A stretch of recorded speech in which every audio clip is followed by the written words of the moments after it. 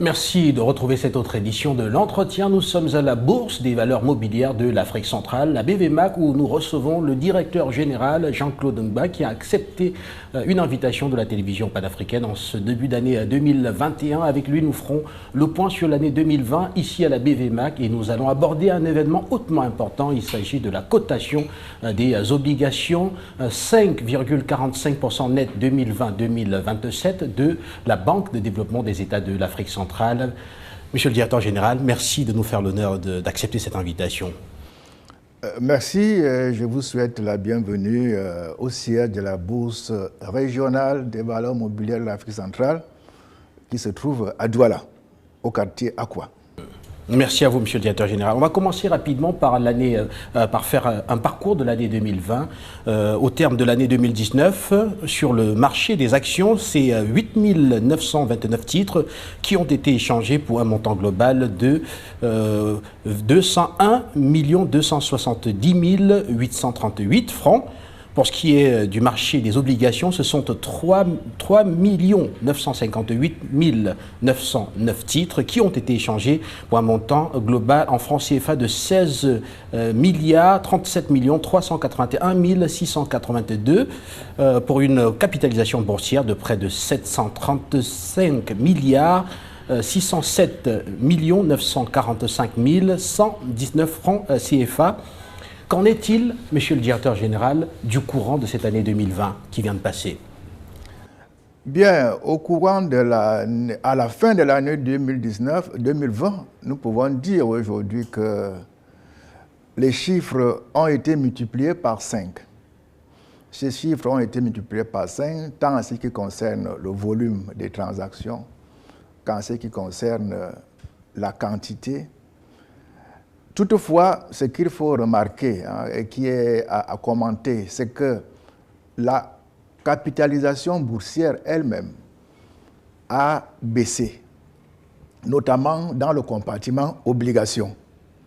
Elle a baissé de près de 100 milliards, et ce qui s'explique par le rachat partiel des obligations de l'État du Congo et la radiation d'une ligne obligataire de l'État du Gabon. Mais vous comprenez bien que si notre bourse fonctionne avec deux compartiments, actions et obligations, et qu'il n'y a un seul compartiment qui donne beaucoup plus du dynamisme à la bourse, c'est-à-dire le compartiment obligations, il faut comprendre que comme ce compartiment obligations rassemble davantage les titres des États, il est à craindre que si les États ne se manifestent plus pour des émissions d'emprunts obligataires, nous devions avoir des difficultés, n'est-ce pas, à avoir de nouveaux produits sur le compartiment obligations. Parce que vous l'avez aussi rappelé, au niveau du compartiment actions, nous continuons à détenir les 4 actions qui ont été récupérées au moment de la fusion des deux bourses. Elles ne sont pas suffisantes pour pouvoir nous permettre véritablement de bénéficier du dynamisme que l'on attendrait des investisseurs qui veulent, n'est-ce pas, pouvoir exercer sur le compartiment action. Donc, au total, le niveau des transactions a augmenté pendant l'exercice 2020. Donc, il y a eu beaucoup de mouvements de cession et d'achat, notamment des obligations et des actions aussi, mais davantage des actions, puisque le montant final de la capitalisation boursière a connu une baisse de près de 100 milliards, dû au fait qu'il y a eu un rachat massif de certaines obligations. En début d'année, monsieur le directeur général, le leitmotiv, c'était une entrée, c'était de préparer le maximum d'entrées à la BVMAC, et puis il y a eu le Covid-19, et finalement très peu d'entrées. Est-ce que vous faites un lien ici entre le Covid-19 et ces entrées qui avaient été demandées? Bien évidemment, comme je l'ai dit au départ, la bourse, c'est le lieu de rencontre des entrepreneurs et des investisseurs. Les entrepreneurs viennent pour mobiliser les capitaux nécessaires au fonctionnement de leur croissance, de leurs activités. Les investisseurs cherchent à faire des placements de leur épargne. Donc, tous les deux mis ensemble, on assisterait donc à une croissance de l'économie. Alors, pendant l'exercice 2020, nous sommes à la première année après la fusion. Je rappelle que la fusion a été instruite par la conférence des chefs d'État de la CEMAC. Et au-delà de la fusion institutionnelle et physique des organes, il a été arrêté des mesures d'accompagnement. Parce qu'il faut bien que la bourse puisse fonctionner. Et la bourse, qui est le marché secondaire du marché financier, ne peut fonctionner grâce aux obligations, grâce aux actions que les entrepreneurs peuvent placer sur le compartiment du marché secondaire. Alors, en ce moment, l'annonce qui avait été faite pour introduire les sociétés relevant du portefeuille des États n'est pas encore complètement concrétisée. Nous avons une liste de 3 sociétés relevant du portefeuille de l'État de Guinée équatoriale, une liste de 4 sociétés provenant de l'État du Congo. Et au niveau du Cameroun, nous attendons la liste des sociétés que le gouvernement mettra à la disposition des investisseurs pour une introduction sur le marché financier. Donc, ces actions n'ont pas pu être concrétisées. Il était prévu qu'elles puissent avoir lieu en 2.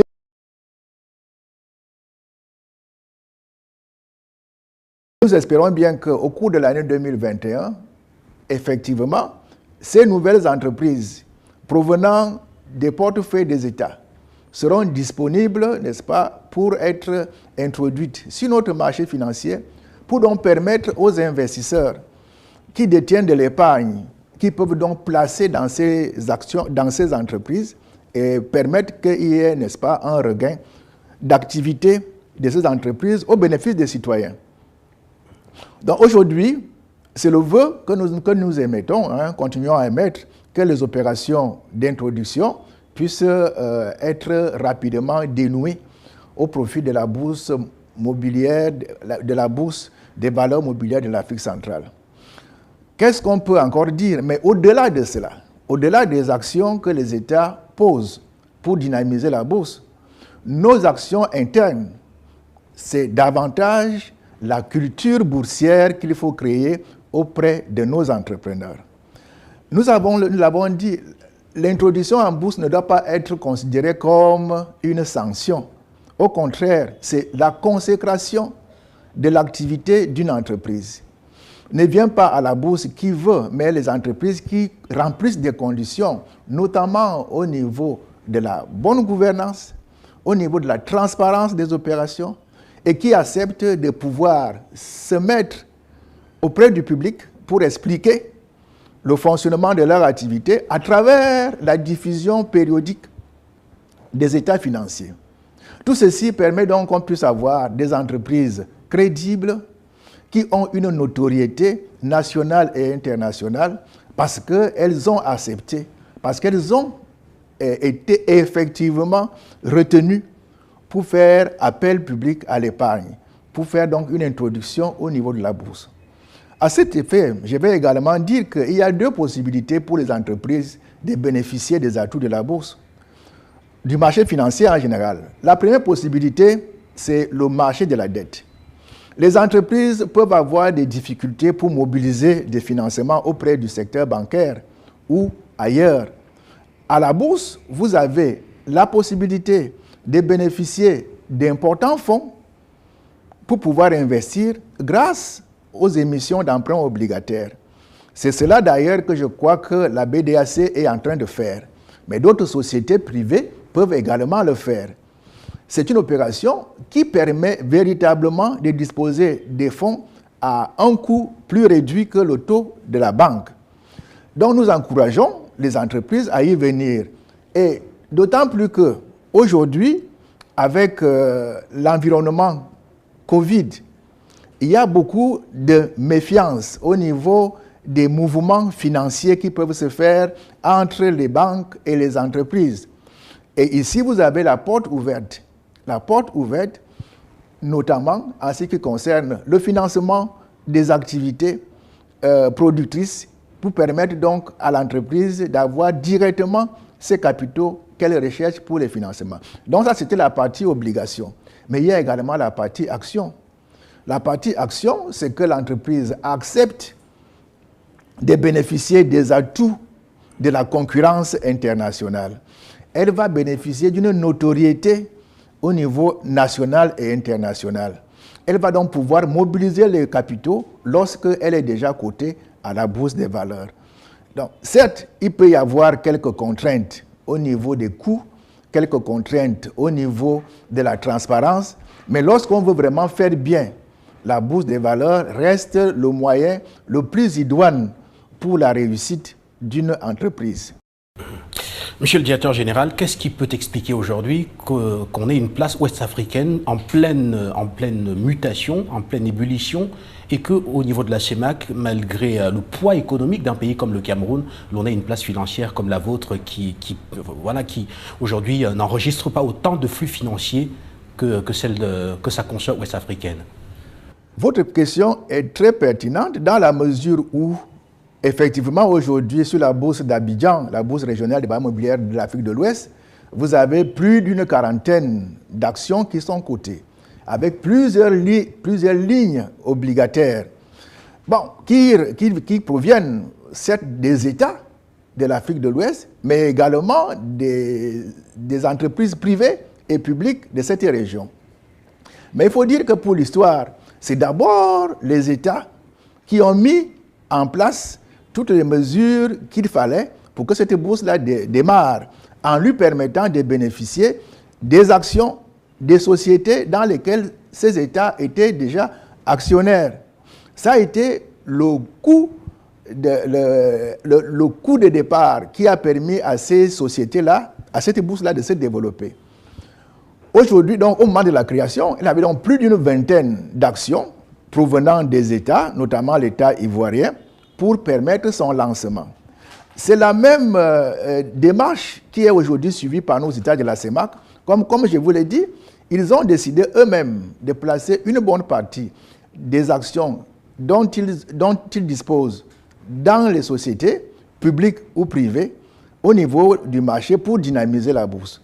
Nous pensons que si cette opération se réalise effectivement, nous n'allons pas atteindre immédiatement le marché régional, mais nous allons commencer à faire un grand pas vers la dynamisation effective du marché financier régional. C'est la volonté des États qui doit être primordiale, qui doit être absolument indispensable pour qu'une bourse dans le continent africain, dans le contexte africain, pour qu'une bourse puisse se développer. Donc nous avons besoin de cet appui des États. Et dès que les sociétés les actions provenant des sociétés des États seront sur le marché, vous allez voir vous-même qu'il y aura un engouement des entreprises privées et publiques même de suivre le pas. Parce que la bourse, c'est normalement pour toute l'économie. Ce n'est pas seulement pour certains et pas pour d'autres, c'est pour véritablement sentir les mouvements de l'économie. Et on vous dit souvent que la bourse, c'est le baromètre de l'économie. On doit pouvoir, à travers la bourse, connaître l'état de santé de notre économie. Elle est régionale, elle est nationale. On doit pouvoir sentir à travers les actions qui sont sur le marché, on doit pouvoir voir l'évolution réelle de l'économie à cet effet. Vous avez évoqué un mot qui semble expliquer ce paradoxe d'entreprises qui ont besoin de financement, mais qui ne vont pas là où se trouvent les financements. Ce mot-là est le mot transparence. Comment pensez-vous convaincre justement les opérateurs économiques de la sous-région sur ce mot-là, de normaliser par exemple leur comptabilité, d'avoir, permettez l'expression, une seule comptabilité et de se montrer, de se révéler auprès des autres investisseurs de la sous-région et de permettre ainsi que leur activité soit plus ou moins une activité qui séduise tout le monde? Bien, nous pensons que la première chose à faire, c'est la sensibilisation à la culture boursière. Nous avons malheureusement, depuis quelques années, constaté que cela était un obstacle à l'émergence véritable, n'est-ce pas, d'un marché financier. Il faut qu'on arrive à promouvoir la culture boursière auprès des acteurs économiques. Donc c'est d'abord les entreprises qui doivent être sensibilisées à la culture boursière. Qu'est-ce que la culture boursière? Qu'est-ce que la bourse peut apporter au développement de l'entreprise? Qu'est-ce que l'entreprise gagne, n'est-ce pas, au niveau de la bourse? Qu'est-ce que les actionnaires et les investisseurs gagnent au niveau de la bourse? Ce sont toutes ces questions qui doivent faire l'objet d'une grande campagne d'éducation de nos acteurs économiques. Je pense qu'une fois qu'on aura passé ce pas, nous allons effectivement, n'est-ce pas, franchir l'obstacle et pouvoir disposer véritablement des entreprises sur le marché boursier. Je vais vous prendre un exemple. Aujourd'hui, nous avons dans le pipe, nous avons en fait en progrès l'introduction boursière d'une entreprise du Cameroun. Cette entreprise boursière, cette entreprise, c'est la société La Régionale, que nous avons eu à accueillir dans nos murs, avec laquelle nous avons travaillé pour expliquer ce qu'était la bourse des valeurs et comment on pouvait lever les fonds, comment on pouvait être coté au niveau de la bourse. Nous avons été surpris nous-mêmes que la société, une fois qu'elle a reçu ces enseignements, elle se décide, ok, je remplis les conditions, je pense que je peux venir à la bourse. Et aujourd'hui, le régulateur qui est basé à Libreville, la COSUMAF, a déjà autorisé la régionale à pouvoir entrer, n'est-ce pas, sur le marché boursier à travers une introduction. Vous voyez, donc nous pensons que peut-être que ce défaut de culture boursière est vraiment un frein et il faut absolument le franchir. Mais cela se passe par beaucoup de travail qui ne peut pas avoir le résultat immédiat. Mais ça doit commencer tant au niveau des écoles, au niveau des universités, qu'au niveau, n'est-ce pas, des entreprises elles-mêmes, à travers des séminaires de formation, à travers une participation aux opérations de la bourse. Et nous pensons qu'à travers tout cela, nous aurons de nouvelles entrées, nous aurons de nouvelles entreprises qui vont évoluer vers les compartiments de la bourse, tant en ce qui est des obligations qu'en ce qui est des actions elles-mêmes. Alors, vous avez toujours plaidé pour une dynamisation du marché primaire afin qu'il y ait des répercussions sur le marché secondaire qu'est la BVMAC. Que pouvez-vous nous dire à ce jour? Est-ce qu'il y a eu des évolutions sur ce compartiment primaire? Vous avez raison. Là, juste pour rappeler à nos téléspectateurs qui ne se rappellent pas très bien que la bourse, le marché financier, c'est deux composantes. Hein. Il y a le marché primaire qui est celui de l'émission, qui se trouve donc géré, on peut le dire, par le régulateur. Au moment où il lance les opérations, il autorise les opérations. Là, on est dans le marché primaire, c'est entre les émetteurs et les investisseurs. Et maintenant, le marché secondaire, qui est celui que nous gérons ici, donc la bourse des valeurs, où on se retrouve avec, d'un côté, des investisseurs, donc les gens qui ont acquis des titres financiers, et d'autres investisseurs, ceux qui veulent acheter ces titres financiers parce qu'ils sont soumis à la vente ou à l'achat. Et donc tout ceci se passe à travers les sociétés de bourse. Il faut bien le savoir. C'est seules les sociétés de bourse qui peuvent permettre les transactions au niveau de la bourse. Donc, nous ne pouvons pas avoir des produits au niveau du marché secondaire si au niveau de l'émetteur, au niveau de l'émission, au niveau du marché primaire, il n'y a pas de mouvement. Alors aujourd'hui, au niveau du marché primaire, nous avons quand même enregistré 2 opérations importantes au cours de l'année 2020. Vous vous rappelez qu'il y avait eu les titres de Safacam et puis nous avons eu des titres obligataires toujours de l'État du Gabon. Donc ces titres sont aujourd'hui dans le compartiment du marché secondaire, donc à la bourse, ils sont cotés et c'est véritablement les 2 principales opérations qu'on a eues en 2020. Nous aurions souhaité avoir davantage. Maintenant, en fin 2020, comme vous le savez aussi, est arrivée l'émission obligataire de la BDAC. BDAC 5,45% net 2020-2027, pour laquelle donc la cérémonie de cotation est prévue au cours de la semaine. Monsieur le directeur général, en parlant de ces obligations de la BDAC nommées 5,45% net 2020-2027, Comment avez-vous travaillé avec la banque pour préparer justement l'événement qui se tient dans quelques jours, ici même au siège? Oui, il faut juste rappeler pour nos téléspectateurs que la BDAC a lancé une émission d'emprunt obligataire pour pouvoir faire face au financement de l'économie régionale. Il y a beaucoup de projets qui ont été retenus par la BDAC à cet effet. Alors, globalement, elle souhaite lancer pendant 3 ans des émissions obligataires de l'ordre de 300 milliards, donc 100 milliards chaque année. Et cette année, donc, l'année 2020, elle a lancé pour 100 milliards. Et au-delà des 100 milliards qu'elle avait sollicités auprès du public régional, elle a obtenu environ 107 milliards. 107 milliards, donc il y a eu souscription de cet emprunt, n'est-ce pas, de la BDAC. Et il était prévu que au bout d'un mois, ces titres puissent être donc admis à la cote, n'est-ce pas, permanente de la bourse des valeurs mobilières de l'Afrique centrale. Pourquoi admettre les valeurs à la cote? Là aussi, il y a une explication à donner. Lorsque un investisseur acquiert des titres sur le marché primaire, il ne peut pas les garder de façon indéfinie.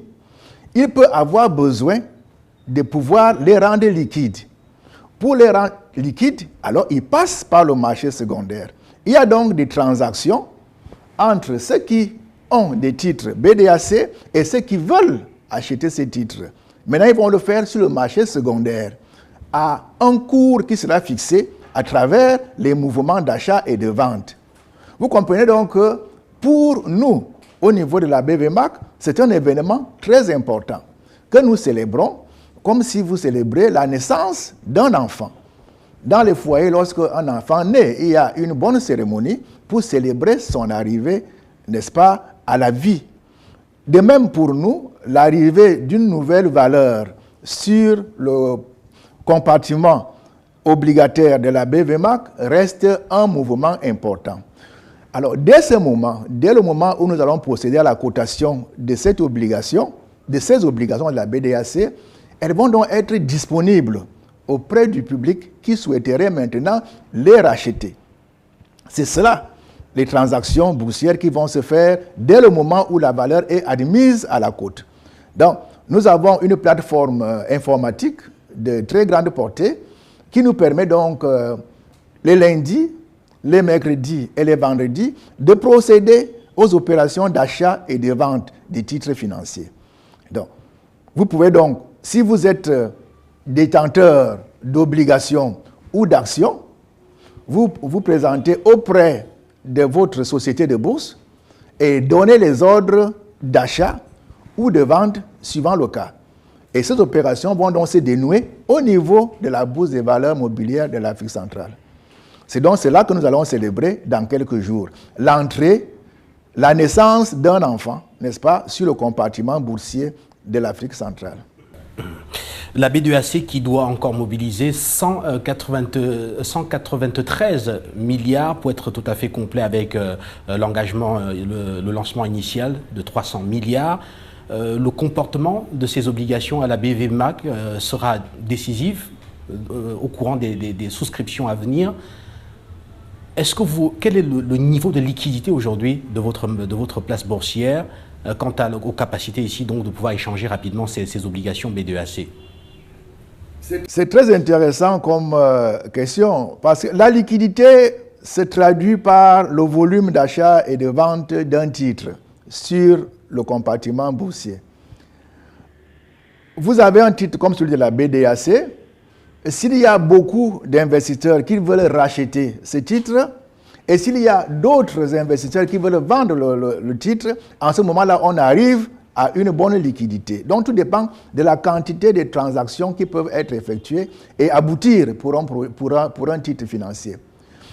Alors, c'est pour cela que pour aller au-delà des difficultés que peut connaître un investisseur qui dispose des titres et qui n'arrive pas à trouver en face un acheteur, nous avons donc dans le document que vous pourrez voir, vous pouvez consulter concernant cette opération qui a été admise par le comité d'admission de la BVMAC, il a été recommandé la mise en place d'un contrat de liquidité que la BDAC doit signer avec une société de bourse pour qu'on puisse dynamiser, n'est-ce pas, le titre BDAC, qu'il puisse le rendre plus dynamique, plus liquide, pour que, véritablement, lorsque vous avez un souci de vous séparer du titre, vous n'ayez pas de difficultés particulières à trouver de la liquidité auprès de quelqu'un d'autre qui veut le racheter.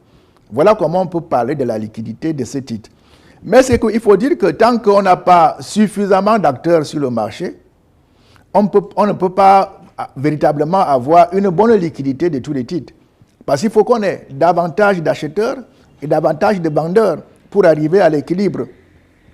Mais parfois, vous pouvez arriver à ce que vous avez des ordres d'achat et en face, vous n'avez pas un ordre de vente correspondant. C'est cela qui pose encore quelques problèmes au niveau de notre bourse. Alors, tout à l'heure, vous avez parlé de deux critères majeurs quand une entreprise rentre en bourse, la transparence et la qualité de la gouvernance. Cela devrait aussi influencer les échanges des titres qui vont être introduits. Alors, que pouvez-vous nous dire aujourd'hui sur la B2AC? Pensez-vous que ces deux critères soient suffisamment renforcés pour que les échanges de titres puissent être faciles?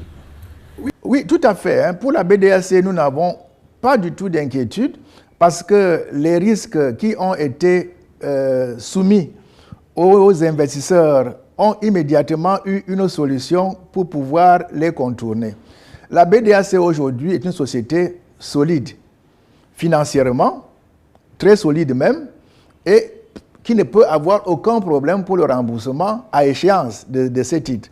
Mais cependant, il a été exigé, n'est-ce pas, l'ouverture d'un compte séquestre auprès de la Banque centrale, où mensuellement, la BDAC dépose une partie, n'est-ce pas, du montant du remboursement annuel attendu à l'échéance.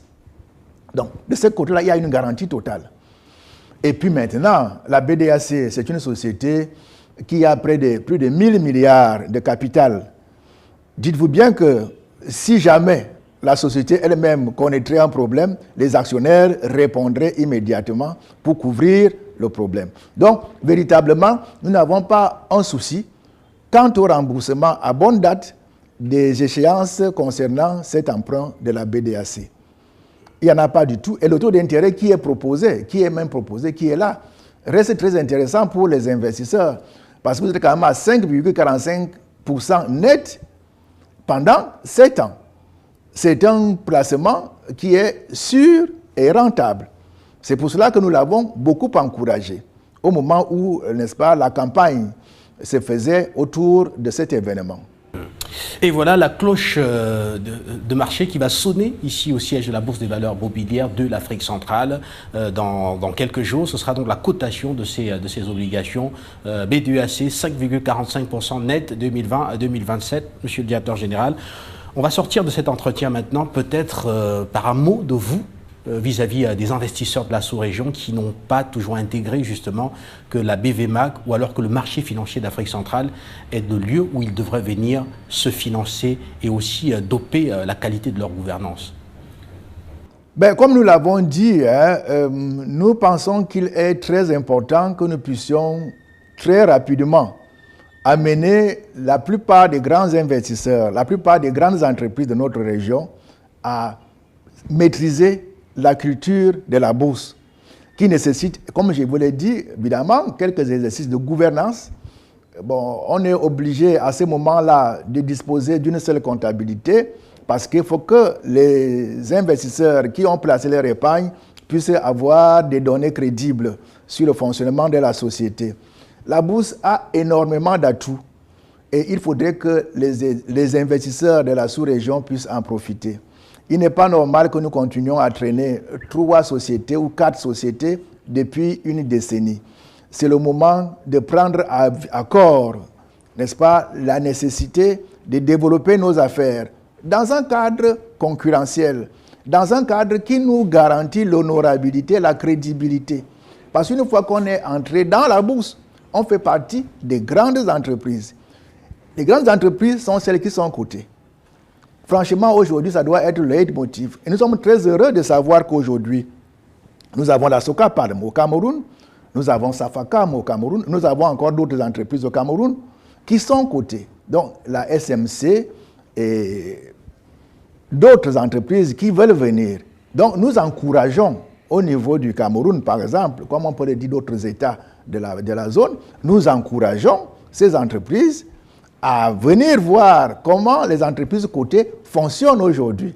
Les résultats sont de mieux en mieux gérés, on a une meilleure comptabilité, on a de meilleurs résultats dans tous les cas, c'est satisfaisant parce qu'on a à cœur que d'autres actionnaires ont intégré l'équipe.